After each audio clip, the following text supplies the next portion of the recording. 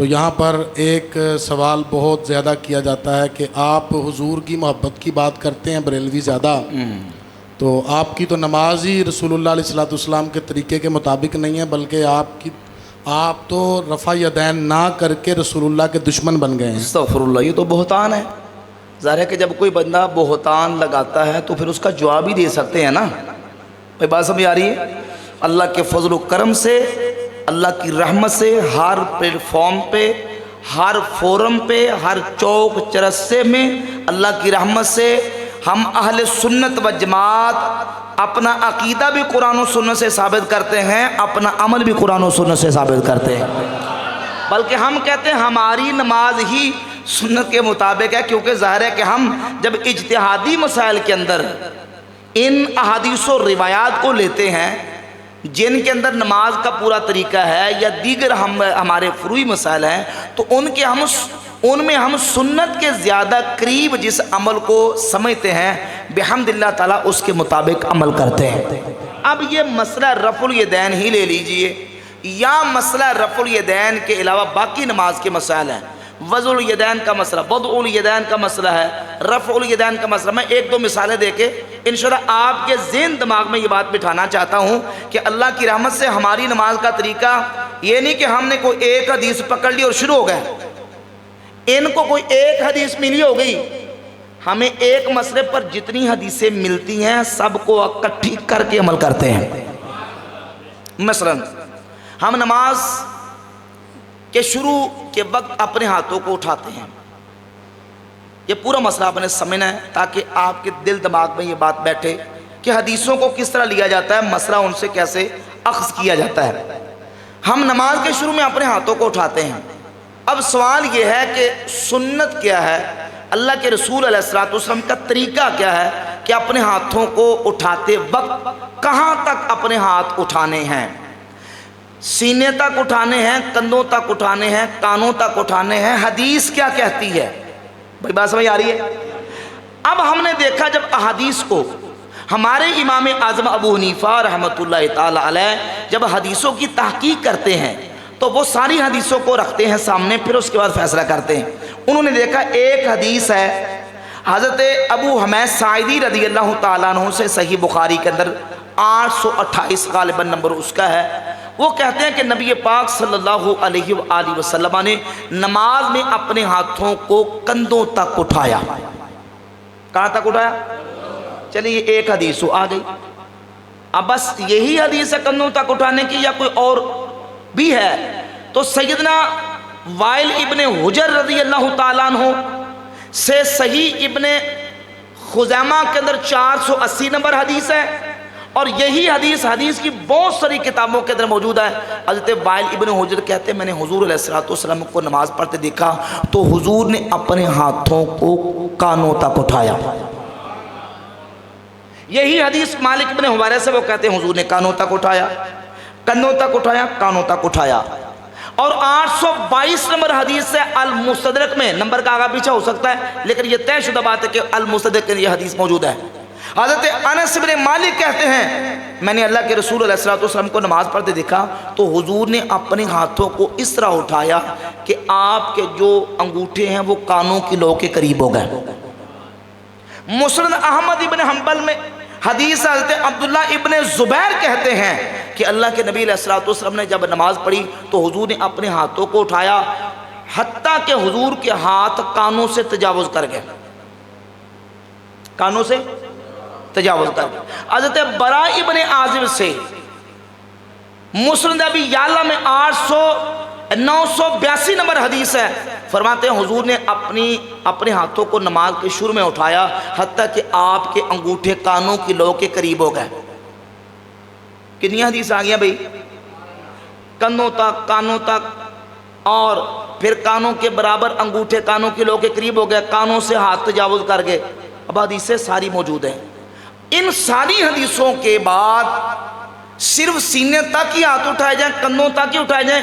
امام ابو حنیفہ رحمۃ اللہ تعالی علیہ ان حدیثوں کو سامنے رکھ کر فرماتے اگر یہ طریقہ اختیار کیا جائے کہ انگوٹھے کانوں کی لو کے قریب، قریب کا مطلب یہ نہیں کہ ایسے جوڑ لینے، انگوٹھے کانوں کی لو کے قریب ہو جائیں، تو یہ انگلیاں کانوں سے آگے چلی جائیں گی۔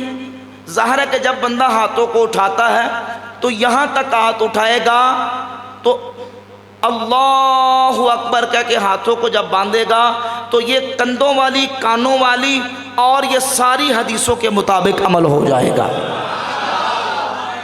ہم کہتے ہیں یہ طریقہ بھائی سنت کے زیادہ قریب ہے۔ آپ نے صرف کندھوں والی حدیث پکڑی، عمل کرنا شروع کر دیا، تو جو کانوں والی حدیث ہے وہ بھی حدیث صحیح حدیث ہے، تو ہم یہ طریقہ اختیار کرتے ہیں تاکہ کندھوں والی، کانوں والی ساری حدیثوں کے مطابق عمل ہو جائے۔ اب ہاتھوں کو اٹھایا، اللہ اکبر کہہ کے اب ہاتھوں کو باندھنا ہے۔ کس طرح باندھیں، کہاں باندھیں، حدیث کیا کہتی ہے سنتے جائیں مختصر اور جامع طریقے سے۔ صحیح بخاری کے اندر حدیث ہے 740 نمبر، سیدنا سہل ابن سعد الساعدی رضی اللہ تعالیٰ عنہ صحابی رسول فرماتے کان الناس یؤمرون ان یضع الرجل الید الیمنی علی ذراعہ الیسری فی الصلاۃ، مرد کو حکم دیا جاتا تھا کہ مرد اپنا دایاں ہاتھ اپنی بائیں ذراع پر نماز کے اندر رکھے، دایاں ہاتھ بائیں ذراع پر۔ ہاتھ کہتے ہیں من اطراف الاصابع الی الرسغ، انگلیوں کے سرے سے لے کر یہ جوڑ تک اس کو ہاتھ کہتے ہیں، اور یہ من اطراف الاصابع الی المرفق، انگلیوں کے سرے سے لے کر یہ کونی تک یہ ذراع ہے۔ یوں کہہ لیں کہ یہ 6 انچ کا ہاتھ ہے اور یہ 18 انچ کی ذراع ہے۔ دائیں ہاتھ کو بائیں ذراع پر رکھنے کا حکم دیا جاتا تھا۔ اب یہ جو حدیث ہے کہ دائیں ہاتھ کو بائیں ذراع یعنی 6 انچ کو 18 انچ کے اوپر رکھنے کا حکم دیا جاتا تھا، سوال یہ ہے کہ 18 انچ کے کس حصے پر دیا جاتا تھا، پہلے 6 انچ پر، اگلے پر، یا آخری 6 انچ پر؟ اس کے لیے ہمیں حدیث کی ضرورت ہے۔ حدیث بتائے گی کہ 6 انچ کا ہاتھ 18 انچ کے کس حصے پر رکھنا ہے، اپنی مرضی نہیں ایسی کرن دینی۔ کوئی کہے کہ میں نے ایسے بھائی کونی سے پکڑنا ہے، تو وہ اپنی من مرضی ہوگی، سنت کو دیکھ رہا ہے، سنت کیا کہتی ہے۔ حافظ ابن حجر اسقلانی فتح الباری شرح صحیح البخاری کے اندر اسی حدیث پر 740 نمبر حدیث پر پہنچے، کہتے ہیں اب ہما موضعہ من الذراع، بھائی یہاں ذراع کا پوائنٹ مبہم ہے، ذراع کا پوائنٹ جو ہے وہ مبہم ہے، حدیث میں معلوم نہیں ہے کہ وہ ذراع کے کس حصے پر۔ تو ہم دوسری حدیث کی طرف جائیں گے، تو دوسری حدیث صحیح ابن خزامہ کے اندر 480 نمبر بالکل صحیح حدیث ہے۔ حضرت وائل ابن حجر کہتے ہیں میں نے ایک دن یہ ارادہ کیا کہ رسول اللہ صلی اللہ علیہ وسلم کو نماز پڑھتے دیکھوں، حضور کس طرح نماز پڑھتے ہیں، تو کہتے ہیں میں نے جب دیکھا نبی پاک علیہ الصلوۃ والسلام نے اپنے ہاتھوں کو اٹھایا، وضع یدہ الیمنی علی ظہر کفہ الیسری والرسغ والساعد، تو حضور نے اپنا یہ دایاں ہتھیلی ہاتھ کو اپنے بائیں ہاتھ کی اس پشت پر اور یہ جوڑ گٹ پر اور کلائی پر حضور نے اس مقام پہ رکھا۔ تو حدیث نے بتا دیا کہ یہ جو 6 انچ کی کا ہاتھ ہے یہ ذراع کے 18 انچ کے اس حصے پر رکھنا ہے کہ کچھ حصہ اس پر آ جائے، کچھ جوڑ پہ آ جائے اور کچھ کس پہ آ جائے، کلائی پہ۔ اچھا حدیث میں جو لفظ آئے ہیں، ظاہر حدیث تو عربی کے اندر ہے، جو عربی کے اندر ران کو پٹ کہنے والے لوگ ہیں انہیں عربی آتی نہیں ہے، اشارہ سمجھ گئے ہو، عربی میں پے نہیں ہوتی، ٹے نہیں ہوتی، لیکن ہمارے نوجوان جن نام نہاد علمی کتابی سکالرز کو سنتے ہیں وہ کہنا ران نو عربی پٹ کہندے نے۔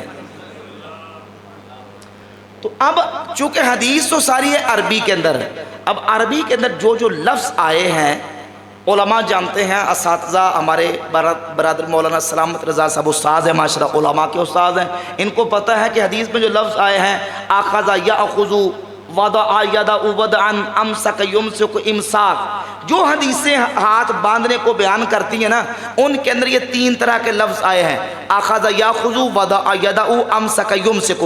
اخذ یاخذ کا مطلب ہوتا ہے لینا، پکڑنا، اور وضع یدہ کا مطلب ہوتا ہے ایسے رکھ دینا، اور امسک یمسک امساک کا معنی بھی پکڑنا یا روکنا ہوتا ہے۔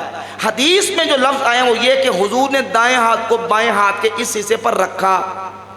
جامع ترمذی 252 252 نمبر حدیث ہے، حضرت حلبتائی کہتے ہیں کانا رسول اللہ صلی اللہ علیہ وآلہ وسلم یؤمنا فیاخذ شمالہ بیمینہ، حضور جب ہمیں نماز پڑھاتے تھے تو حضور اپنے دائیں ہاتھ کے ساتھ بائیں ہاتھ کو پکڑا کرتے تھے.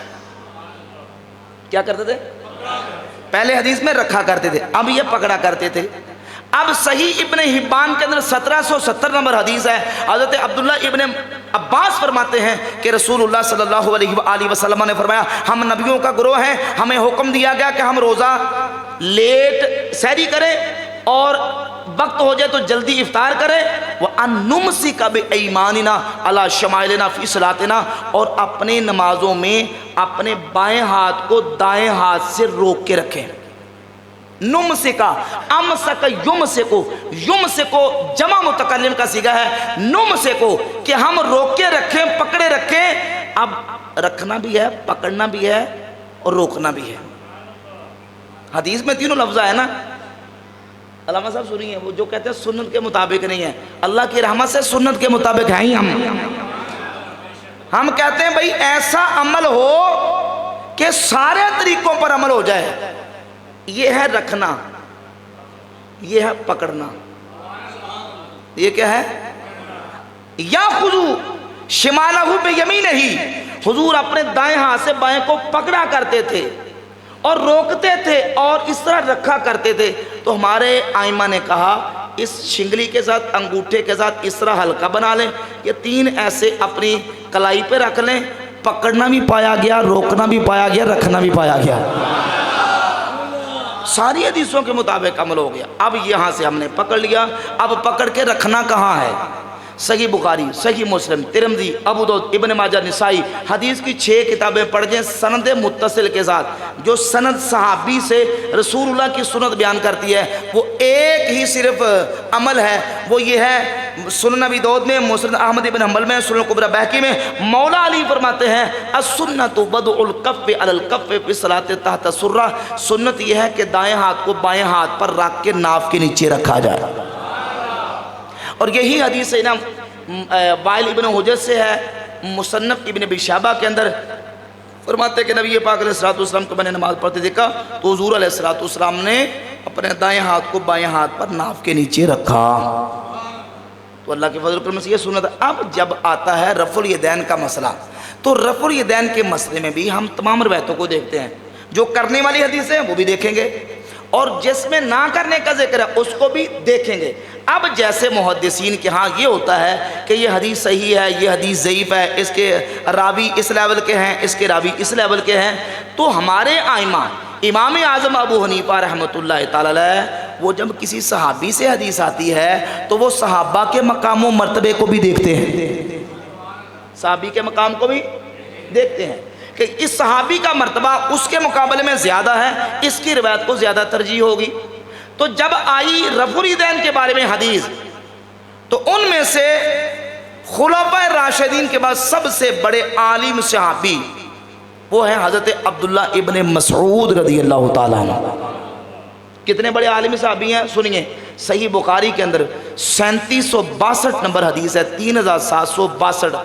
حضرت حذیفہ بن یمان رازدار رسول، ان سے پوچھا گیا، ایک تابعی نے پوچھا اے حذیفہ حضور کے صحابہ میں سے اس صحابی کا ہمیں پتہ بتائیں جس کا طور طریقہ اللہ کے نبی کے طور طریقے کے سب سے زیادہ قریب ہو تاکہ ہم اسے دین کا علم حاصل کریں. تو حذیفہ بن یمان کہتے ہیں جس صحابی کو میں جانتا ہوں وہ عبداللہ بن مسعود ہے. صحیح بخاری 4999 4999 نمبر حدیث ہے. رسول اللہ صلی اللہ علیہ وآلہ وسلم نے فرمایا خذوا القرآن من 4، میرے 4 صحابہ سے قرآن کا علم حاصل کرو. من عبداللہ بن مسعود، پہلا نام حضور نے عبداللہ بن مسعود کا لیا.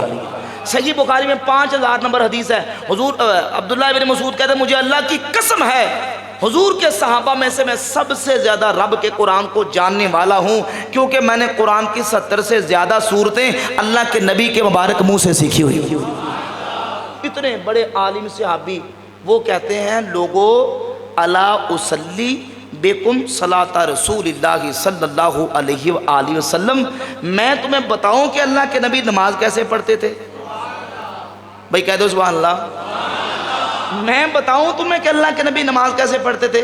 عبداللہ ابن مسعود کہتے ہیں فصلى فلم يرفع يديه الا في اول مرہ، تو عبداللہ ابن مسعود نے نماز پڑھ کے دکھائی، اللہ اکبر کہہ کے نماز کے شروع میں ہاتھ اٹھائے، باقی پوری نماز میں نہ رکوع جاتے، نہ رکوع سے اٹھتے، نہ سجدے جاتے، نہ سجدے سے اٹھتے، کسی مقام پہ رفع الیدین نہیں کیا، صرف نماز کے شروع میں ہاتھ اٹھائے اور بتا دیا کہ یہ اللہ کے رسول کی نماز ہے۔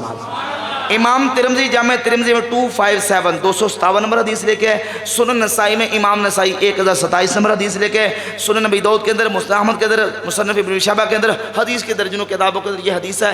امام ترمذی حدیث بیان کر کے کہتے ہیں یہ حدیث حسن صحیح ہے، ایک نسخے کے مطابق کہا، اور ایک نسخے میں کہا کہ یہ حدیث حسن ہے۔ وَبِهِ يَقُولُ غَيْرُ وَاحِدٍ مِّنْ أَهْلِ الْعِلْمِ مِنْ أَصْحَابِ نبی صلی اللہ علیہ وآلہ وسلم، اور حضور کے اہل علم صحابہ کا عمل بھی یہی ہے، اہل علم صحابہ کا عمل بھی یہی ہے کہ وہ صرف نماز کے شروع میں ہاتھ اٹھاتے ہیں، رفع یدین کرتے، باقی نماز میں رفع یدین ہے۔ اچھا، ان اہل علم صحابہ میں سے کون سے اہل علم صحابہ ہیں؟ یہ کیڑے صحابہ نے جنہیں رفع یدین نہیں کر دے؟ ان میں ایک مولا علی کی ذات ہے۔ مصنف ابن ابی شیبہ کے اندر 2457 2457 نمبر حدیث ہے، ایک راوی جس کا ثقہ ہے امام ابو بکر ابن ابی شیبہ، امام وکی سے ثقہ، وکی ابو بکر ناشلی سے ثقہ، ابو بکر ناشلی عاصم بن قلیب سے وہ بھی ثقہ، عاصم بن قلیب اپنے ابو جان قلیب بن شہاب سے وہ بھی ثقہ۔ قلیب بن شہاب کہتے ہیں کہ مولا علی جب نماز پڑھتے تھے تو صرف نماز کے شروع میں ہاتھ اٹھاتے تھے، باقی پوری نماز میں مولا علی رفع یدین نہیں کرتے تھے۔ تو ان حدیثوں کے مطابق امام ابو حنیفہ جو کہ صحابہ کے شاگرد ہیں، تابعین کے شاگرد ہیں، اور امام دار الہجرہ جو کہ مدینہ کے امام مالک رحمۃ اللہ علیہ، ان دونوں اماموں کا موقف یہ ہے کہ صرف نماز کے شروع میں ہاتھ اٹھائیں گے، باقی نماز میں ہاتھ نہیں اٹھانے، رفع یدین نہیں کرنا۔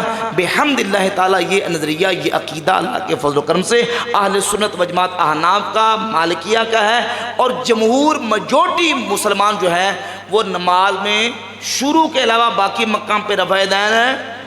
اب جو طبقہ اس طرح کی کاروائی کر کے بہتان لگا کے مسلمانوں کے خلاف اس طرح کی کاروائی کرتا ہے، وہ گویا کہ پوری جمہور امت مسلمہ کو نعوذ باللہ رسول اللہ کا دشمن قرار دے رہا ہے، نعوذ باللہ تعالیٰ استغفر اللہ۔ تو یہ بہتان برائے بہتان ہے۔ بحمداللہ ہمارا طریقہ ہی سنت کے عین مطابق ہے، اللہ کے فضل و کرم سے۔